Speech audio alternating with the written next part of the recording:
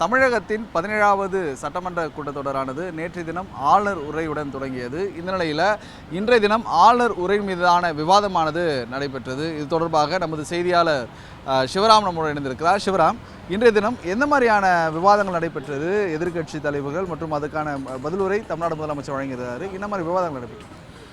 குறிப்பாக இன்றைய தினம் ஆளுநர் உரை மீதான முதல் நாள் விவாதம் இன்று நடைபெற்றிருக்கிறது. நேற்று ஆளுநர் உரை நிறைவு பெற்ற நிலையில் இன்றைய தினம் விவாதமானது நடைபெற்றது. இதில் ஒரு குறிப்பாக மேகதாது அணைக்கு எதிராக ஒரு தீர்மானமானது முதல்வர் அவர்களால் கொண்டு வரப்பட்டது. இதை ஆதரித்து அனைத்து சட்டமன்ற உறுப்பினர்களும் அதே போன்று எதிர்க்கட்சி உறுப்பினர்களும் பேசியது குறிப்பிடத்தக்கது. அதே போன்று காவிரி தனி நீதிமன்றமானது அமைக்க வேண்டும் என்ற ஒரு முக்கிய கோரிக்கையும் அவர் வைத்திருந்தார். அதே போன்று ஒவ்வொரு உறுப்பினர்களும் பேசுவதற்கு வாய்ப்பு என்பது தமிழ்நாடு சட்டப்பேரவையில் அளிக்கப்பட்டதும் குறிப்பிடத்தக்கது. இதில் அமைச்சர் சிவசங்கர் அவர்களும் அதே போன்று ராஜ்மோகன் அவர்களும் கடுமையான ஒரு மோதலிலும் ஈடுபட்டனர். அப்பொழுது தமிழ்நாடு சட்டப்பேரவையின் நேரலையானது இன்றைய தினம் துண்டிக்கப்பட்டிருக்கிறது. நேரலை தொடர்ந்து கொடுக்கப்படும் என்று அறிவிக்கப்பட்டிருந்த நிலையில் திடீரென நேரலை துண்டிக்கப்பட்டதும் தற்பொழுது குறிப்பிடத்தக்கது.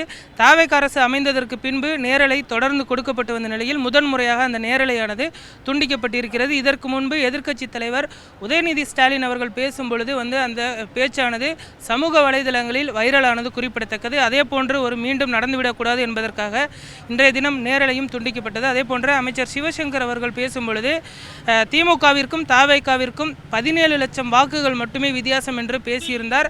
அப்பொழுது எழுந்த அமைச்சர்கள் அவர்கள் இதுபோன்று நாங்கள் நின்றது பார்த்தீங்கன்னா தனித்து நின்று ஆட்சியை பிடித்திருக்கிறோம், ஆனால் நீங்கள் பல கட்சியுடன் கூட்டணி அமைத்துதான் தற்பொழுது இந்த வாக்குகளை பெற்றிருக்கிறீர்கள் என்று அமைச்சர்கள் பதிலளித்தனர். மீண்டும் அமைச்சர்கள் அவர்கள் தெரிவிக்கும் பொழுது ஆட்சியிலும் பங்கு அதிகாரத்திலும் பங்கு என்ற எங்களுடைய கோரிக்கையானது நிறைவேற்றப்பட்டிருக்கிறது, மக்களை கொச்சைப்படுத்தக்கூடாது என்றும் தெரிவித்திருந்தனர். இந்த நிலையில் இன்றைய தினம் விவாதத்தில் தற்பொழுது அதிமுக உறுப்பினர்கள் சம்பத் அதே போன்று ஜவாஹிருல்லா உள்ளிட்ட பல்வேறு முக்கிய உறுப்பினர்களும் தொடர்ந்து விவாதத்தின் பொழுது பேசியது குறிப்பிடத்தக்கது. நாளை பார்த்தீங்கன்னா நாளை மற்றும் நாளை மறுதினம் 2 தினங்கள் தலைமைச் செயலகத்திற்கு விடுமுறை. அதே போன்று நாளை மறுதினம் சட்டப்பேரவையானது மீண்டும் கூட இருக்கிறது. திங்கட்கிழமை நடைபெறக்கூடிய விவாதத்தில் ஒரு முக்கிய தீர்மானத்தினை தமிழக அரசு கொண்டு வர இருப்பதும் குறிப்பிடத்தக்கது. அதே போன்று எதிர்க்கட்சிகளின் சார்பிலும் ஒரு சில முக்கிய தீர்மானங்கள் கொண்டு வருவதற்கும் திட்டமிடப்பட்டிருக்கிறது. குறிப்பாக இன்றைய தினம் கொண்டு வரப்பட்ட அதாவது மேகதாது அணை தொடர்பான விவகாரமாகட்டும், இந்த விவகாரத்திற்கு எதிர்க்கட்சி உட்பட அனைத்து கட்சிகளும் முழு மனதாக ஆதரிக்கிறதாக அது ஆளுநர் உரை மீதான வாதத்தை தெரிவிச்சிருந்தாங்க.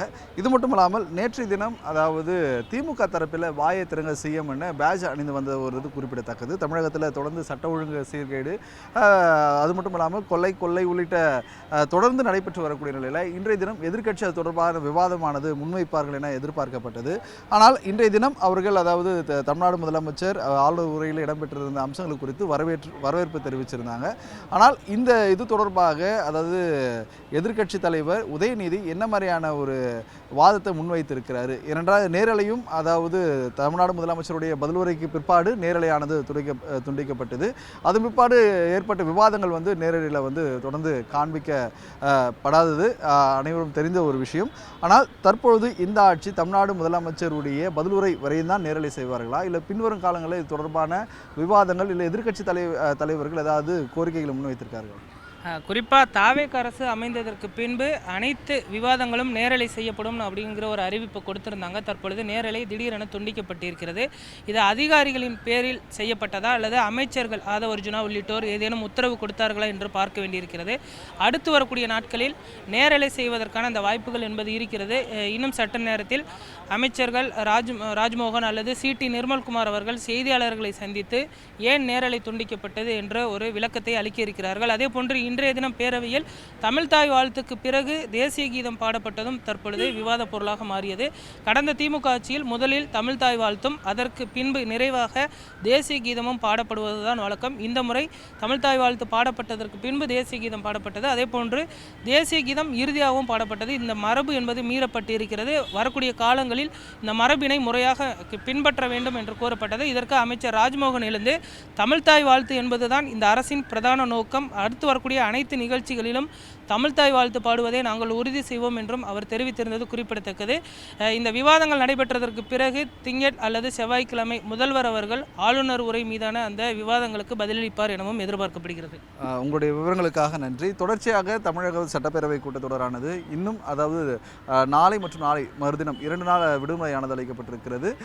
மீண்டும் திங்கட்கிழமை கூட இருக்கிறது. அன்றைய தினம் எதிர்க்கட்சிகள் என்ன மாதிரியான கோரிக்கைகளை முன்வைக்க இருக்கின்றனர், திமுக மற்றும் அதிமுக உள்ளிட்ட கட்சிகள், அதாவது தொடர்ந்து தமிழகத்தில் சட்ட ஒழுங்கு சீர்கேடு, பாலியல் வன்கொடுமை உள்ளிட்டவைகள் அடுத்தடுத்து நடைபெற்று வரக்கூடிய நிலையில் இதற்கு தமிழ்நாடு முதலமைச்சர் அதாவது ஜோசப் விஜய் அவர்கள் பதிலானது இறுதி நாளான அன்று அளிக்க இருக்கிறார்.